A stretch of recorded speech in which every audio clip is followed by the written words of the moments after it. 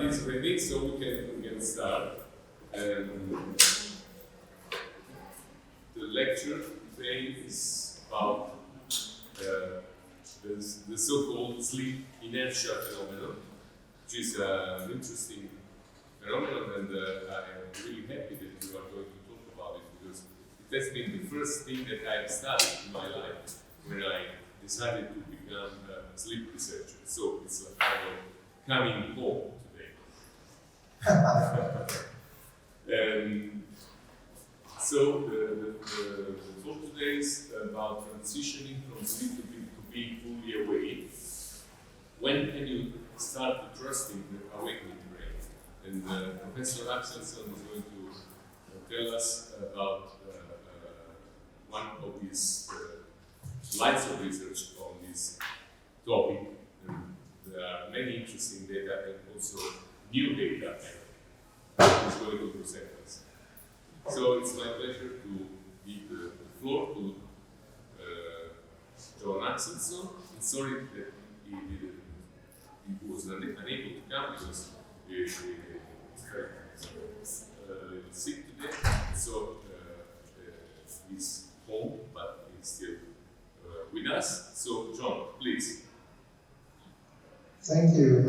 Please just interrupt me if you want me to change so you can see the screen or if there's something you can do. Okay. You can, yeah, exactly like this. It's perfect. Does that work for you? It's good. It's good. Perfect. So thank you everyone for allowing me to talk. And I'm going to present work from other people. I'm going to present some of our own work that we published. I'm also going to present two or three studies that have not been published yet. So bear in mind that some of these studies have not been studied. And what I really want to understand after this talk is to have an understanding of actually what happens in the waking brain and what needs to be done for the brain to start functioning properly. Because consider that the brain is one of the most complex objects of life. Any problems with here? Okay, I heard someone talking, that's why I said.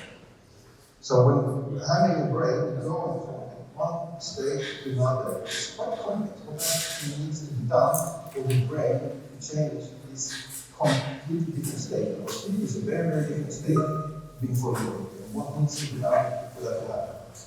And what we can see here, that the type person can go into sleep, quite a lot actually. And I described some of these aspects in the first talk. Is basically that this brain is tired and wants to sleep. Or here we have a tired person or a sleepy person that's going to start being awake. And then, of course, it takes time. It's a transition period where you go from the brain that is fully asleep to a fully awake. What are the consequences of that? And that is quite interesting because there are studies in the field, but there are a few hundred studies. But to be honest, we don't know so much exactly what's happening in the brain. What needs to be done for a brain to wake up. And I'm focusing on trusting the awakening brain. And I'll come back to why I focus on that. Because one of the big aspects is, of course, the brain is being sluggish and a bit slower when you wake up. But the question is also, do you make more mistakes? So what I'm going to go through today, what you can expect. First, I'm going to go through some basics of sleep inertia, what do we know about sleep inertia. Then I'm going to go through of the mechanisms that we believe are related to sleep inertia. And then from that I'm going to talk some of our own studies. I'm going to go through 4 of our own studies. One is on cognitive functions go back to normal. We are also doing a study on called physicians. It's actually finished just on these days. I'm having 2 studies that will come out recently. One is on chronotype and inertia, and one is actually on snoozing. Can snoozing help us waking up and before I see? Or is it actually detrimental? So that some people believe is snoozing bad for us. So those are the questions that I will try to answer in the last part of the talk. And in this talk, I will also show you how to go through the methods that we to get to understand what you need to do such a study. So what is sleep inertia? Sleep inertia has been known for a long time. It was a long time ago, it was called sleep drowsiness or sluggish processes. So there's a lot of different aspects and a lot of different researchers has tried to say a bit more, but it's often called a slowing process. It's still a bit sluggish when you wake up. It's like disorientation and confusion people can feel, the period when you wake up. And it's also many people feel tired that they're tired and they actually want to go back to sleep again. We do have reduced performance. And the thing is, how long time in these processes? These are a number of different processes. I mean, when are we feeling fully awake? And then I'm going to talk a little bit about the time, because in the literature there's big differences in how long this kind of sleep inertia period is and how severe it is. And there are a lot of different reviews, and here are some reviews and studies in the literature if you look at it. Now, there is actually has been one of the authors on some of these studies that are quite influential. So why is it important to discuss sleep inertia? One is that it's making it difficult for many people to rise. That's actually something I'm not going to go through so much today, but it's actually a new field where some people are evening times. They have a harder time to come up in the morning. And then there are actually some really nice new studies that now propose that sleep problems rising in the morning is actually a bigger problem than the evening time. Or social jet lag for mental health problems. So this seems to be a big risk factor of having difficulties rising. And that is a new field now in research, which is not so much, but it's quite influential on some people. It's very hard for some people to rise. And the other one, which I'm going to focus a little bit more on, is that sleep at the workplace is quite common. And for example, in Australia, there's up to 20% actually working in these kind of on-call shifts. But it's very common in healthcare personnel, it's people in firemen positions, nurses, pilots, people fly, pilots fly, and they often have a bunk bed so you can sleep on the plane.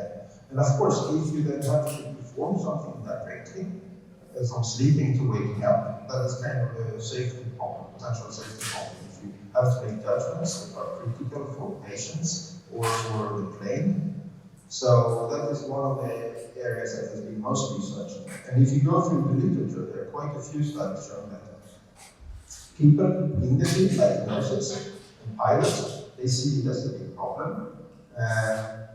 Also there are some accidents, so when they do this kind of go through the black box and listen to what has happened, and then they go through accidents, it's quite common that military aircraft, this is an Israeli study, showing that there were more accidents the first hour of awakening compared to other times of the day. So that means that the first hour, the entire first hour, pilots are a little bit more risky.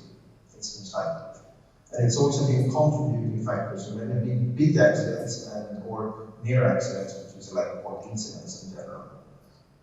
And there are a few of these studies. I'm just going to go to suggestion or one example here. So this is a flight in India. When they went through what the people were talking about and what was happening in the plane, it was clear that the pilot came up from sleeping and made very bad decisions just before landing, and that caused a crash. 158 people. So there are a number of crashes being acknowledged, to one caused by tiredness, but also some to sleep inertia, where they make judgments just after waking up in the morning. And then there's, at the present, there's no more knowledge of that, both on the inertia aspects, how long this inertia lasts, for example, and what are the solutions we can do. So there are a number of studies saying that can we reduce the sleep inertia period. And to be honest, they have not been so very successful.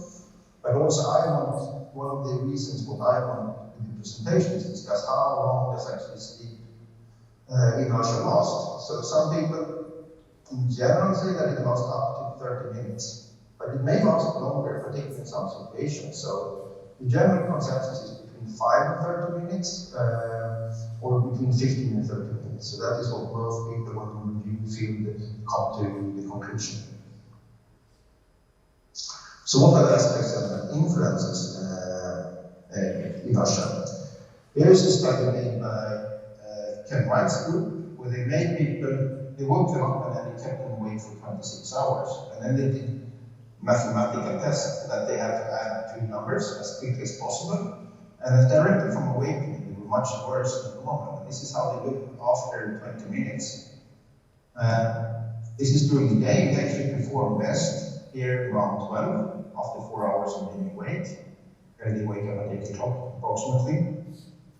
And you actually have a bit better performance, and then in the afternoon, you perform a little bit worse. You have this kind of dip in the afternoon, you perform a little bit better in the evening, and then when you have to perform later in the night, and also then it's also to be awake for up to 20 hours, but you also have the circadian dip that the actual circadian system pushes you up. This is how you perform at the bottom of the night, which is worse than during the day.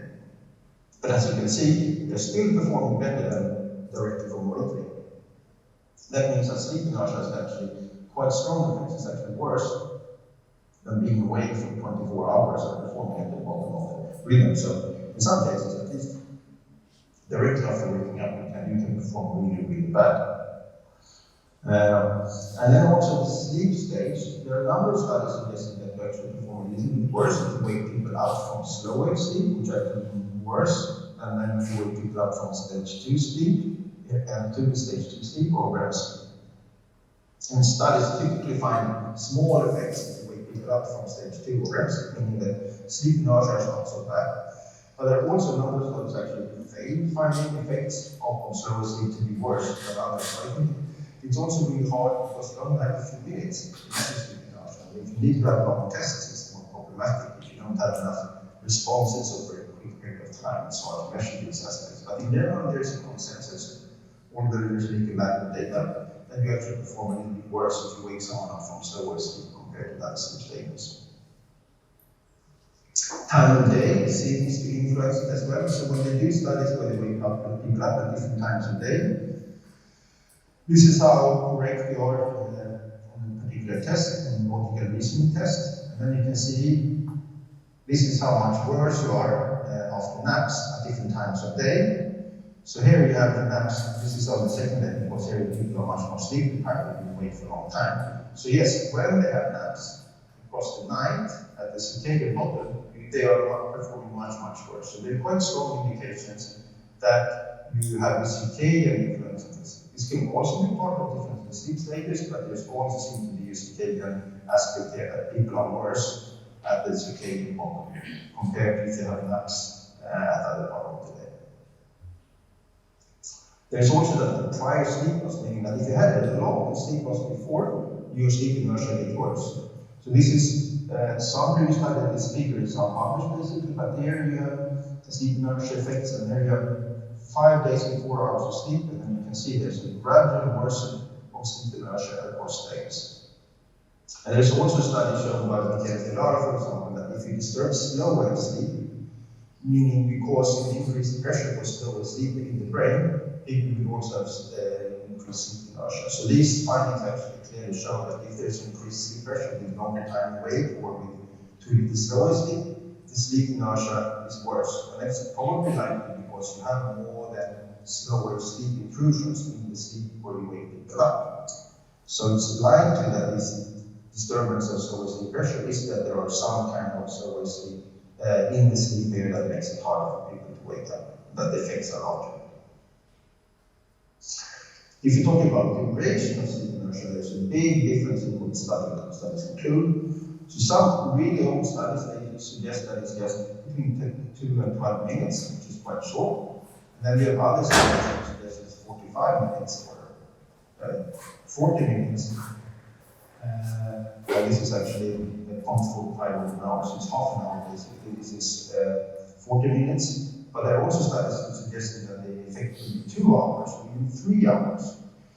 But if you look into the literature, they would say that the effects on how strong they are, the severe effects, they are rarely over 30 minutes. There are exceptions. This NICO study where people have very severe sleep loss and then they can actually become locked. But I assume it's also because people are quite different, and most studies are actually looking into differences in this aspect. So some people probably have it much longer than other ones.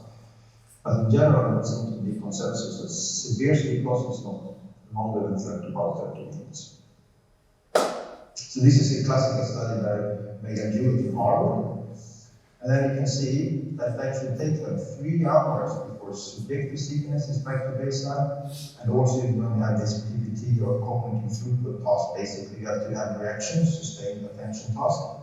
You can see you get better and better up to 3 hours. On the other hand, if you look into the data, there are a lot of different aspects that happen. This curve shouldn't be so smooth. You can see that here they go up and back, you have to jump. And here they have breakfast, and they have showers, so there are a number of things that influences here. So it's hard to know that what happens in our daily lives is that some of these aspects, getting out of bed, will of course help us. So as soon as you get out of bed, you have a jump and you walk into bed. So what you do in the morning really influences your sleep inertia. And this study where you have long inertia or long improvement, you can also say they have quite low life. And 50 hours is not really low, but it's not like daylight or anything like that. So daylight will probably help us get rid of some of these sleep inertia effects.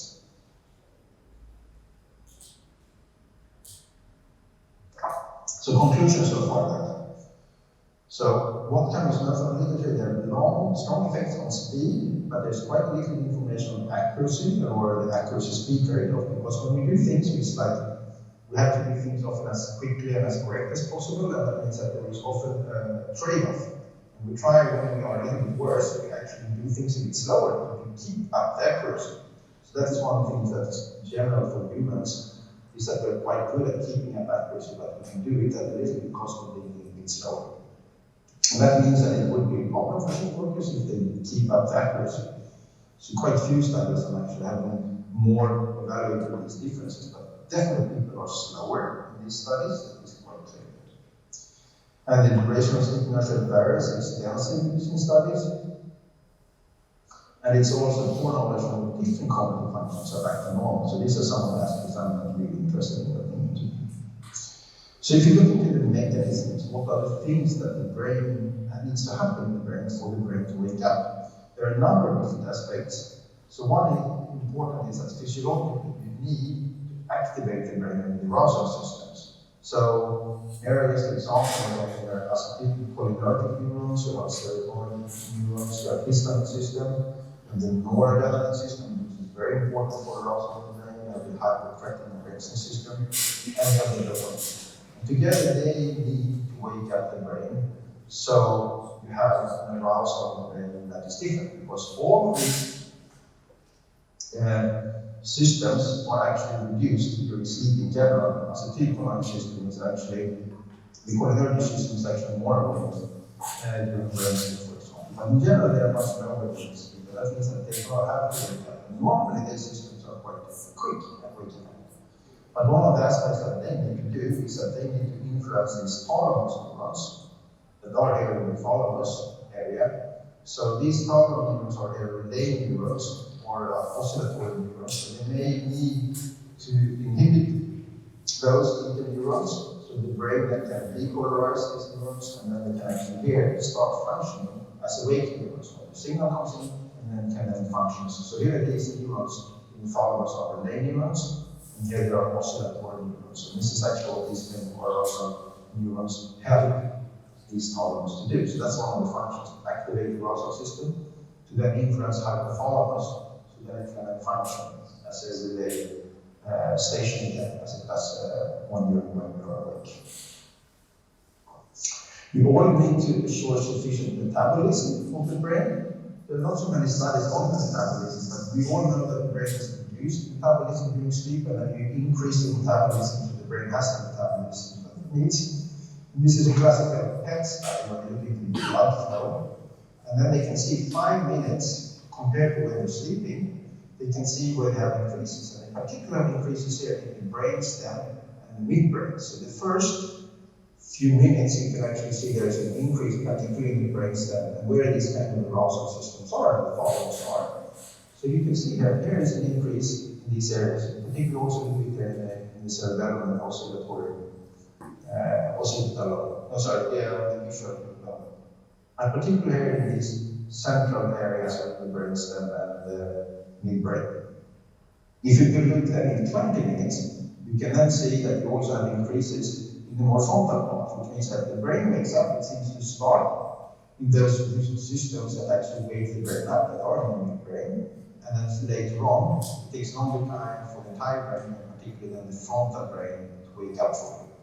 So these are some of these indications that you start when you wake up to activate the systems of the arousal systems, in midbrain, and then we go into the more frontal parts of the brain. You also need to increase the brain temperature to some degree, and there's not so many studies in humans, I'm going to show you one. But if you look into animal studies, you can actually see here during the sleep period that the brain changes in temperature a lot, and during the waking period, the brain has to wake up properly. So it's a big difference in different brain temperature. That means that for the brain to function optimally, it should also have a typical brain temperature. And this is also another study of animals, a classical study. These are from the 30s and the 60s. So these are studies that they were done a long time ago, and you can see here different sleep stages are. And then you can see that there's differences in temperature. And you really go down in temperature when you have slower sleep here more. And that means that when you wake up, you also actually have to change the temperature of the brain. And there's one new study in humans, which is really nice, where they've been doing measuring around the clock, and you can find that actually the brain temperature, they measured it in parts, big parts of the brain, and also here in the thalamus area, and they can actually show that the brain temperature is in general much higher in the brain than what we believe, and it's particularly high in those areas which are here in the thalamus area, for example. So if you look into the global temperature, it's much warmer in the morning, and then it goes down, and it's lower in the evening, and you can see that the brain temperature is much higher than we expected. It's about 1 degree higher than the rest of the body. Rather than being between 37 degrees, it's actually here between 38 and 39, and down to just below 38 in the mean. And you can see also the deep brain compared to the more superficial parts. Here, these are the deep brain parts of the thalamus. It's even warmer, so the brain temperature is between 39 and 40 degrees. And when you estimate rhythms, circadian rhythms in these brain waves, you can see here that here's the male brain. You can see that in both male and female brain, they always have luteal phase and non-luteal phase, and you can see the female brain is actually warmer in the luteal phase than in the follicular phase. But then you can see that you're warmest in the thalamus, and then you're less hot in some areas. But then you can see that different temperature in different parts of the brain, and you have a quite strong difference in the circadian pattern. And you can see that we have the lowest temperature here, around 5, 6 in the morning, and then it rises. So this is probably also part of this inertia effect that we need to increase the brain temperature. But it's an interesting finding that the brain temperature is much harder than we thought. It's also higher in women in the luteal phase. But basically, you know, very little human brain temperature, and it's also unknown to what degree it relates to sleep inertia. Another finding that came about 10 years ago suggested that the glymphatic system, I also mentioned that before. And one of the intriguing aspects here is that actually the size of the cells seem to be slightly smaller of the brain. It doesn't seem to be the neurons, it seems more to be the glia cells of the brain. But they show that this kind of interstitial space between the cells here, when they're awake, is only 14%. But during sleep, when you have this kind of lymphatic flow, or you clear it, it actually increases to 23%. And it does seem from 14 to 23%, but it's actually quite a big difference in space. But it also means that this change also has to be reversed when you wake someone up. That if you have smaller cells, they also have to grow in size. So you have the same interstitial space that is optimal when you wake from the brain. But of course, no one has to connect with that inertia. So this is a potential mechanism. But this is something that the brain needs to do when you go from sleep to wake. You also need to switch in these cells, because you have sleeping cells, and then you want these cells to actually be fully awake. This is a very nice study by Axelsson, who's been working in mice and rats. And he actually looked into the spontaneous firing rate of different areas of the brain, or actually neurons. And then you can see the firing rate of these neurons. And then you can see these are the first 15 minutes of awake, and then both rats and mice. So it's very, very similar. It takes about 10-15 minutes before they all back up to normal firing rate. That means that the neurons have a normal firing rate during wake, and they have a different firing rate during sleep, and it actually takes about 15 minutes before they back up to normal. And if you look into sleep, which is curved as these kind of off periods, basically like the cells fire and then the off periods when they don't fall, and these are actually part of the slow wave sleep that you can see, that you have this on period and then you have off period. And then you can see that this off period seems to take at least about 10 minutes before it finish off, and here in mice you see up to 15 minutes before it happens. So yes, the cells are actually here much more in the sleep-like stage, and before they wake-like stage, they take about 15 minutes. There's actually similar studies done on Terzo, where you have actually persisting sleep in networks while you're waking up. And when they classify this, they can see that during the first 10 minutes of waking, you can then see here that here are the sleep. Between here 0 and 8 hertz, you have more sleep-like pattern, like deep sleep and feet activity, and here you have the feet activity. And you look at the first 10 minutes, you can actually see you have more power in the entire sleep-like pattern, which is basically here from delta up to feet activity, and you have less activity in beta. That means during this first 10 minutes, you have more persistent sleep-like patterns within the brain. And the latest follow-up study, they also showed that this is particularly seen in frontus, both in the frontal central parts, but also in lateral hemisphere. So this is a large part of the brain where you can find this slightly different aspect, where actually during these first 10 minutes you still have more sleep activity in the brain. And another aspect of the brain is that we need to establish connectivity in the functional network. So when the brain doing different aspects, works in functional networks, and you have to establish these networks, and then you can also have to separate them so they can function properly, so you can switch between different functional networks depending on what you're doing in the brain.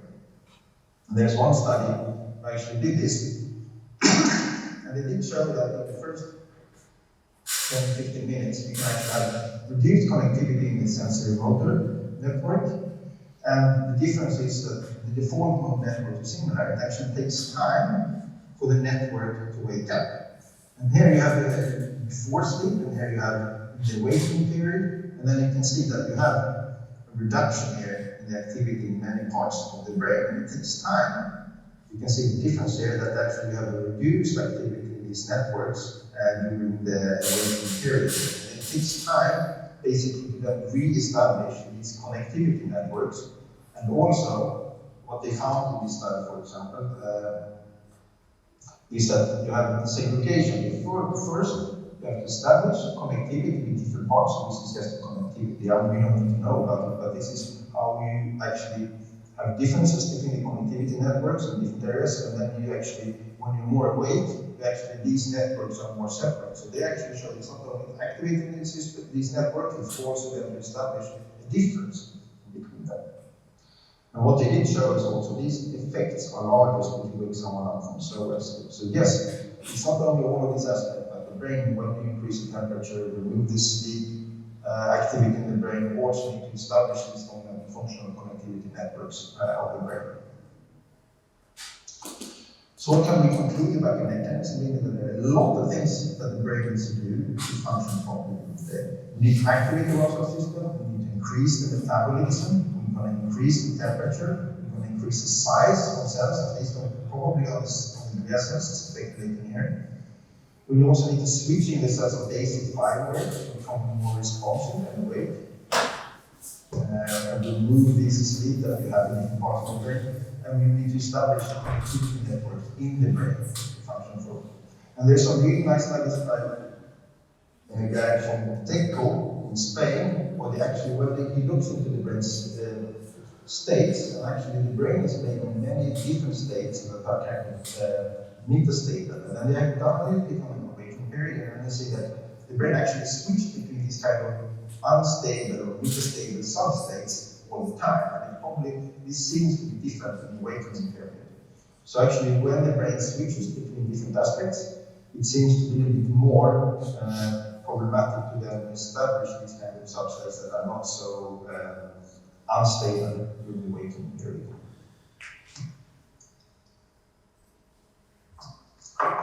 So a little bit on the conclusion. What is the difference between sleepiness and sleep inertia? Because if you look into sleepiness, it's actually the failure, or the system needs to rest after being awake. It's tired and wants to recover. But if you look into sleep inertia, it's to have get a very, very high complex system running from sleeping to being fully functioning. And that doesn't take only 1 second, it takes time. And often in many people, the system is sleeping and they don't want to change their state. They're happy to continue sleeping. So there's, during sleepiness, an accumulation of metabolites that makes the brain tired. It's a variability in the arousal system. There's a local sleep happening, and the variability in connectivity. There's also increased synapse density that will contribute to this, and there's a worsening of the noise ratio of most synapses, for example. So a number of aspects that makes us sleepy, and there probably it's kind of like a combination of adenosine and the consequences, and there's also calcium changes of the cells. So this is actually, to keeping the brain awake is hard, but then if you just starting the system up, it's of course during this period when you wake up, parts of the system is still sleeping, and the arousal systems are not awake or fine-tuned to the right level. You have a lower metabolism that can increase, and the temperature as well. And the cells are smaller and it doesn't seem to be as responsive, and the connectivity is not yet established. These are the differences between sleepiness from a fully awake brain, from the sleep inertia. So there is very, very different aspects of it. Why you have sleepiness versus sleep inertia when you kind of try to restart the brain. So now I'm going to talk a few minutes from some own studies, and then we're going to have a little bit of a break.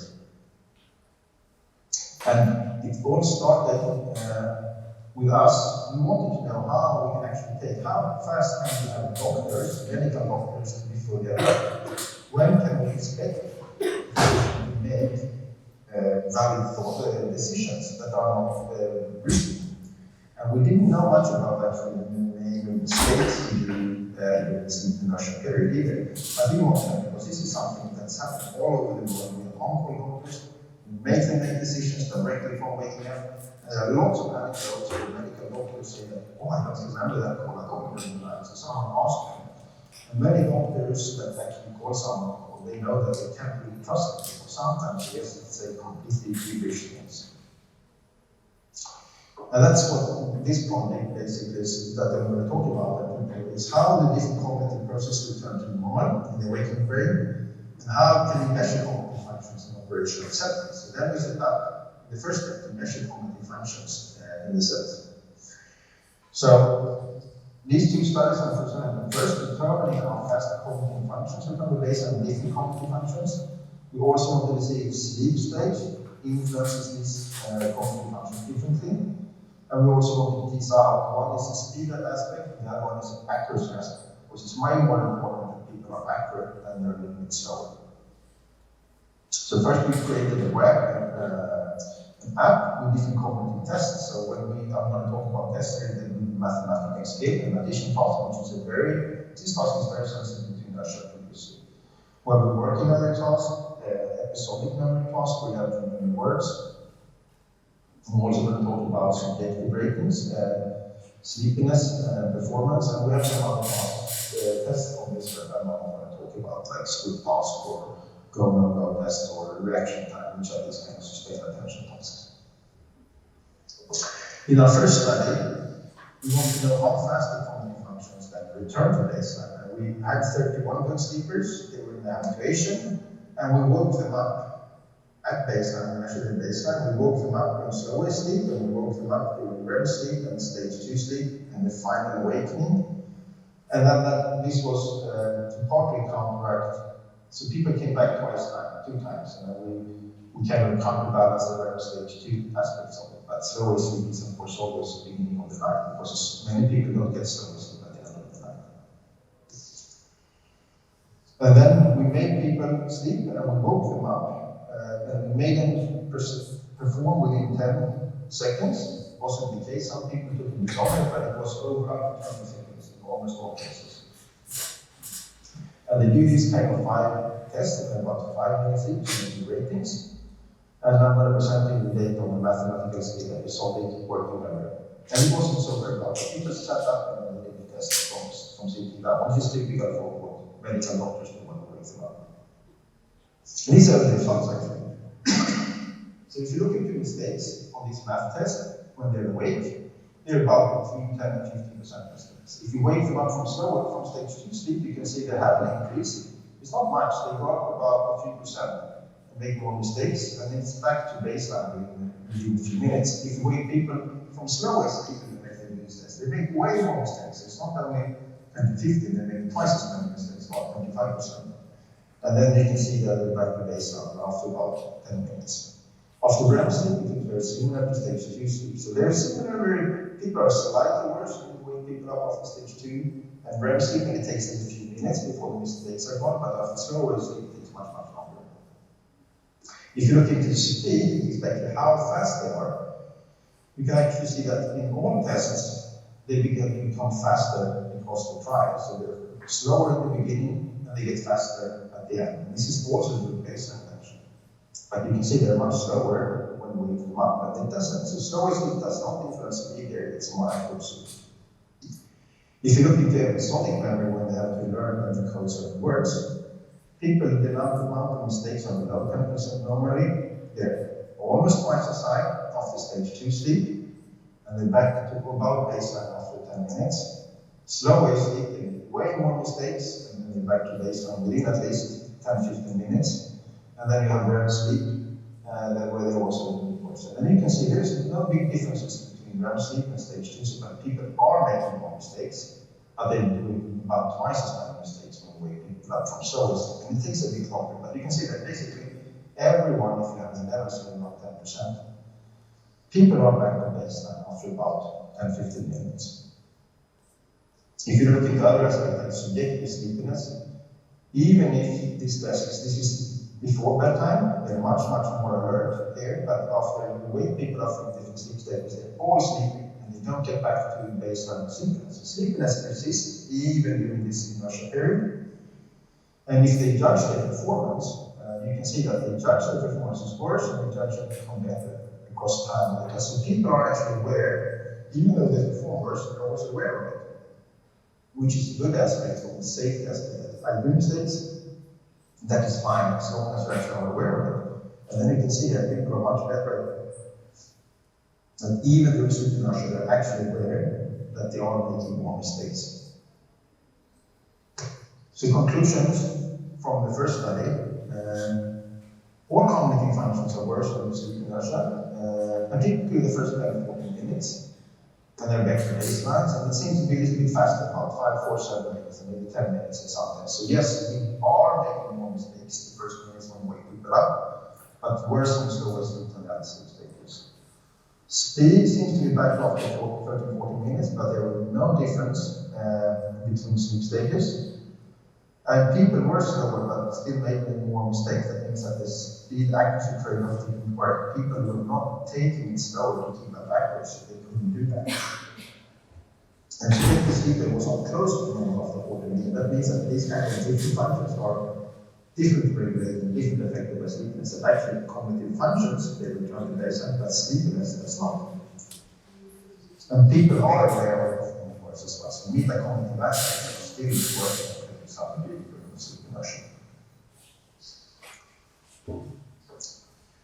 So, before I'm going to start with the next study, I think it's time for a 10-minute break. Is that okay?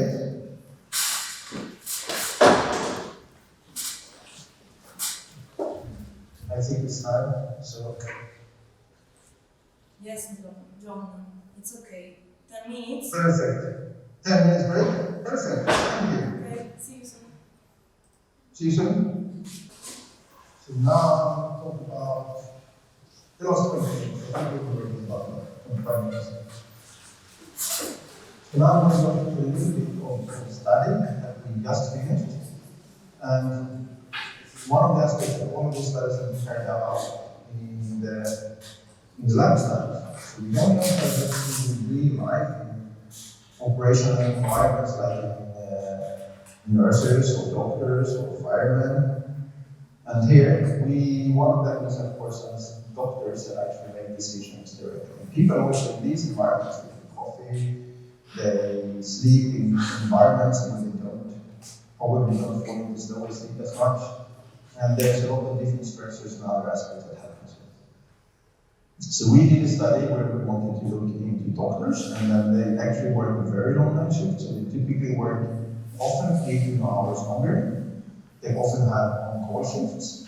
And if they have worse cognitive functions, that could be also problematic. So we wanted to investigate if the presence and severity and time course of sleep inertia in on-call medical workers. So we did it in 5 intensive care units in Stockholm, in 2 different hospitals. And we have so far actually studied 72 anesthetists. And we measure them on 6 occasions. Each doctor is measured 6 occasions. Directly after waking from sleep during on-call night shifts twice. During night work while they're awake, because we want to make decisions. Are we worse when we sleep as when we are doing night shift? Maybe they are also worse and worse during night shift. And also we want to compare to day work. The day work. So we have 2 conditions. And then we have each doctor do these tests on 6 times, 2 on each condition actually. And it's within Sunday design. And they do work 18-hour shifts. They start a little bit different, but typically start from 3 in the morning and work 9 in the morning. And then we have neuro intensive care units, central intensive care, thorax, trauma. So there are a lot of different kinds of intensive care units, but anesthesiologists is a good group to work with. All the doctors I work with, they are the ones compliant and interested in doing this.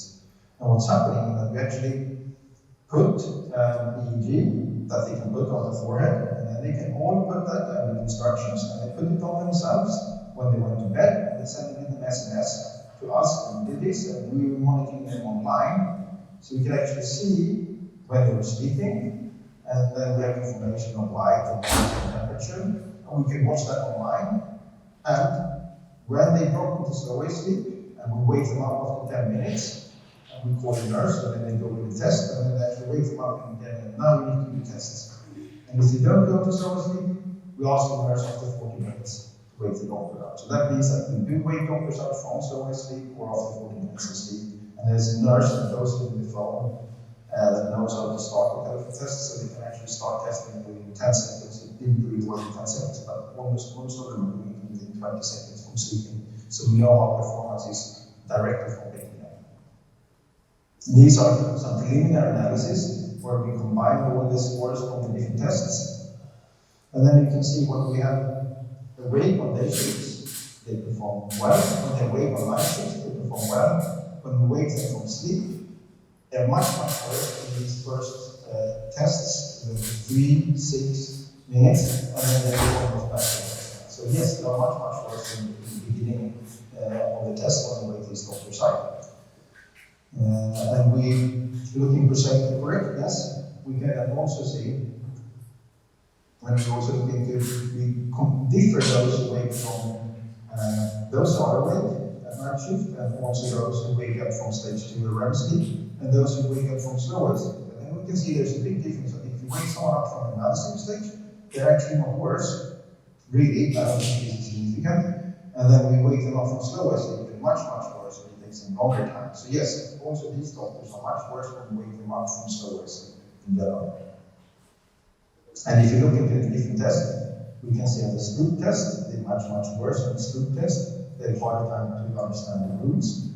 If you look at the episodic memory test, they're particularly worse in the beginning. And in the addition task, had a little bit slightly strained to something normal, but generally lower in the time period. And in the working memory, it seems to be lower, but it's not significant. So we're now, this is only a third of the people analyzed. So we've analyzed about 30 out of the 72. So conclusion so far, slow sleep is associated with more mistakes the first 3 to 6 minutes post-awakening in medical doctors.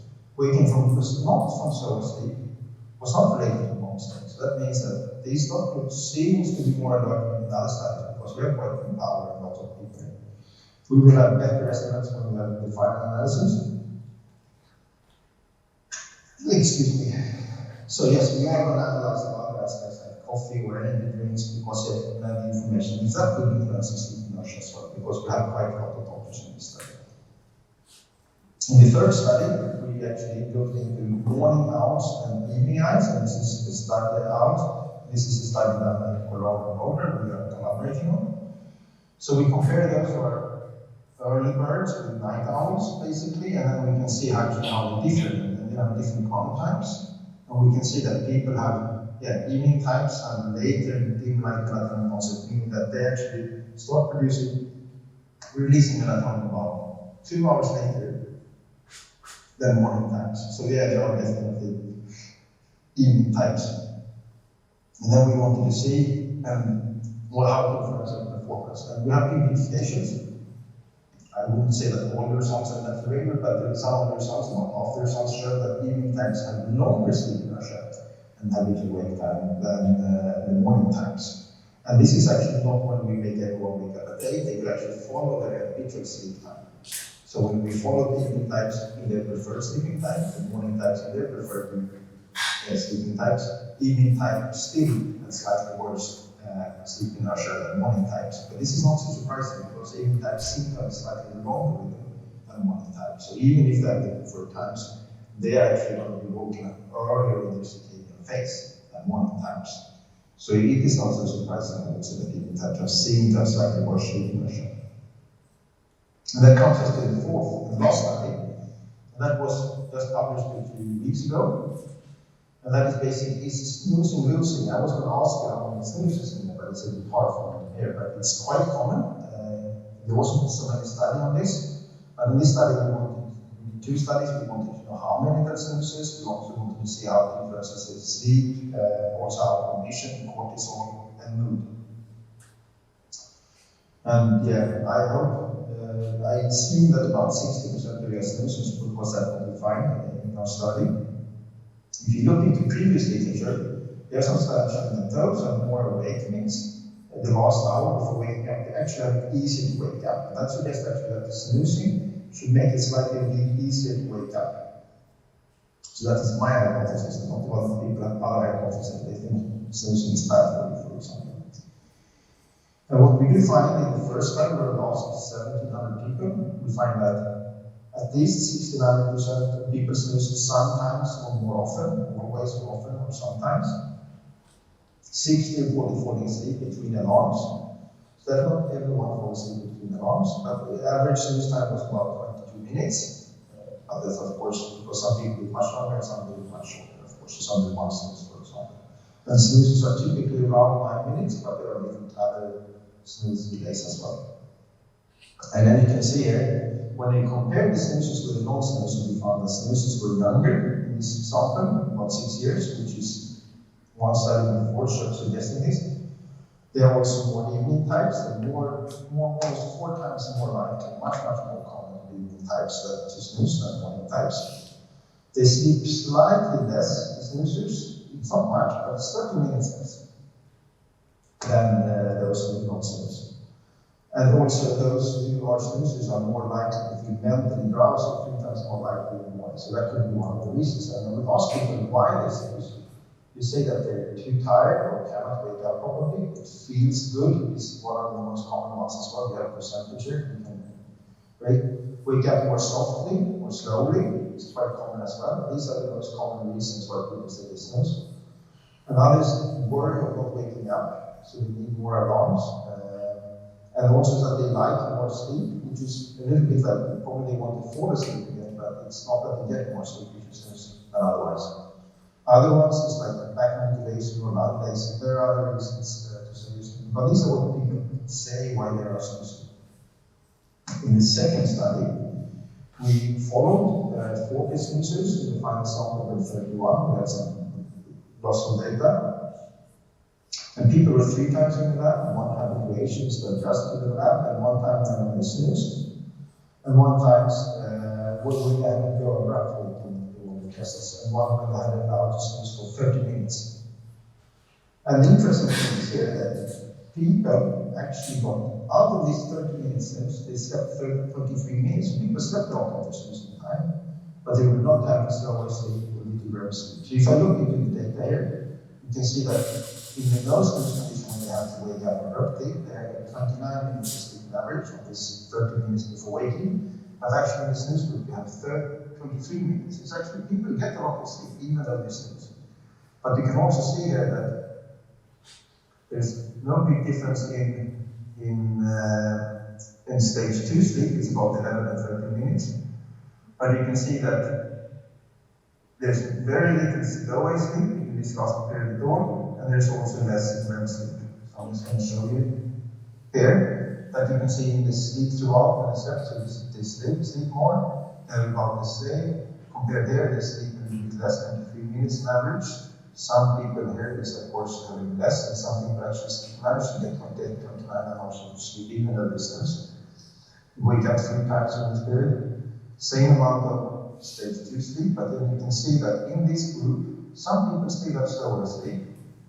But in the snooze group, no one has slower sleep in these last 30 minutes. And then you can also see some people have REM sleep, and fewer people have REM sleep. So snoozing actually reduces the likelihood that you have to wake up from this stage 3 sleep or REM sleep.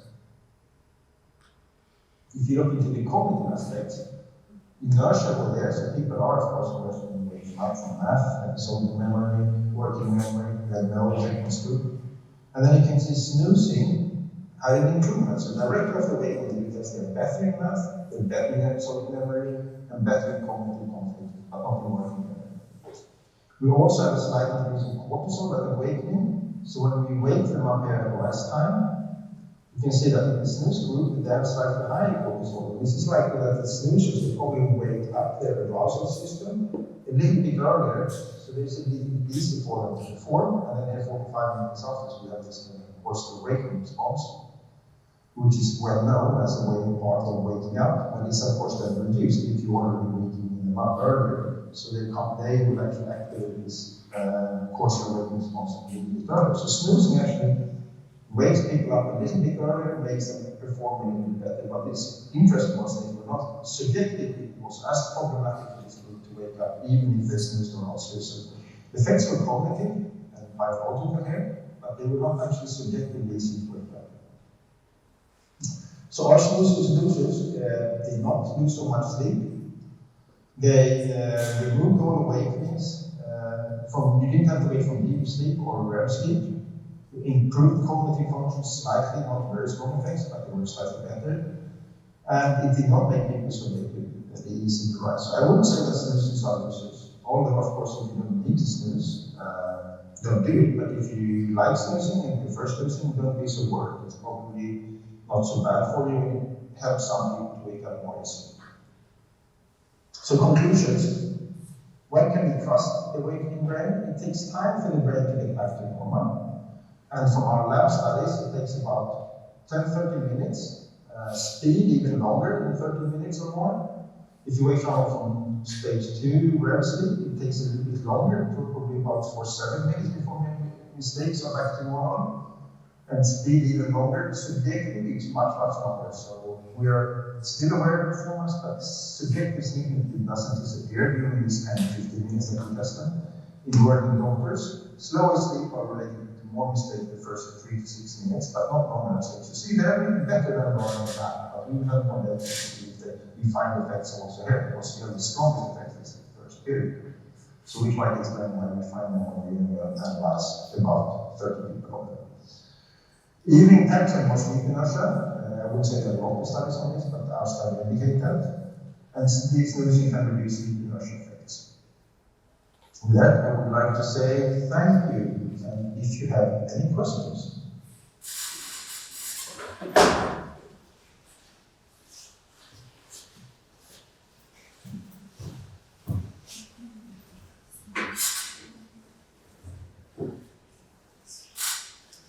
Thank you, John, for your interesting presentation that highlights an important topic for our society. Any question from the audience? So, I have a question. In addition to the phenotype, there are many inter-individual differences to sleep restriction and maybe consequently to sleep inertia. And so for you, which is the best way to prevent or control the negative impact of sleep inertia at societal level, considering the potential inter-individual aspects of the problem? Thank you. That is a good question. So I've been involved in several studies. One of the most fun studies was if people who take like coffee chewing gum, if they take them before they take naps, they reduce the sleep inertia disappears. Because if you have coffee in the system, that seems to prevent it. So if you take naps, for medical doctors, they might actually remove sleep inertia if they do it. That's not going to help people who sleep for longer periods across the night, but for people taking naps in hospitals or in perhaps pilots, they might actually benefit from having some coffee in the system. There are a number of other studies that maybe can reduce the time, the sleep inertia, and then I've been involved in one study where you get people physically active, they go on a training cycling bike, it doesn't really influence sleep inertia. There's another study I also proposed a long time ago that pain will reduce it, because that's a very strong one, because if you give someone pain, they actually get so aroused that they forget about it. But it's actually, I'm a little bit afraid that actually stressing people in this period might actually be very bad, because they might both be stressed and have sleep inertia. That means that they want to make fast decisions while their brain is still not awake. So we'll see what our study doing. So we are doing a study where people put their arm in ice cold water directly from waking up to see how it affects the waking response. That does not answer your question, because you asked more about on the general level of society, how we can reduce sleep inertia in society. And I would say that if you have to perform directly from waking, it's hard, because it doesn't seem to be any quick fixes. What I was thinking in medical doctors is that they are probably not going into slow sleep, so deep sleep, because they know they can be woken up. But no, most of them actually go into deep sleep because they're so tired and they've been awake for so long. So allowing people to sleep in these really long shifts, they are going to go into deep sleep. We can't prevent that. Maybe with coffee, I'm not sure, or something else, but it's going to be problematic in workplaces because they use these naps. It's very important to have naps because that is the number one protection against the consequences of sleep loss, like in military or firemen that work for long periods of time. But they're going to have sleep inertia for some time. We have to acknowledge that. That means that we have to have systems where people don't have to, particularly for pilots, they're actually often waiting for a call, so they're sleeping and they can't go up directly with their airplanes. But maybe we shouldn't have those systems so people can sleep and have to do these kind of decisions directly from medical doctors or actually anesthesiologists. They can have, when they wake up during their on-call shift, they say, you have to be here in 90 seconds at another part of the hospital and do a cesarean or someone. And that is the number one thing that you cannot stop or prevent, is when you have a mother that needs an acute cesarean. That is the number one, because the baby might have seconds to survive, so then they have to do these things. And then the question, should we really have them do sleep during on-call shifts? I don't know, but this is something we need to discuss when we know about it. There are lots of doctors who say that they've mistreated people and they blame that they were tired doing it. So there's some court cases in the States where they make terrible decisions during sleep inertia. And they've been sued, but they said that it wasn't their fault because they were part of the night shifts and so on. They weren't themselves. And all doctors probably have said, I don't even remember when they talked about the patients. Nurses have all of this, doctors have all of this, where they say that they talk to someone, they have 3, 4, 5 questions to ask them before they can make a decision. So, where are you? What's the time? And so on. So they have some control questions to see that they're actually functioning properly. So people make all of these different kind of potential countermeasures to reduce the risk of them making terrible mistakes that are consequential for health. So, but I don't know the answer yet. So I think we need to do a little bit more work and see what are these kind of countermeasures that could be more efficient. It's clear. Thank you. So, the meeting is finished. Thank you very much Thank you, for your presentation.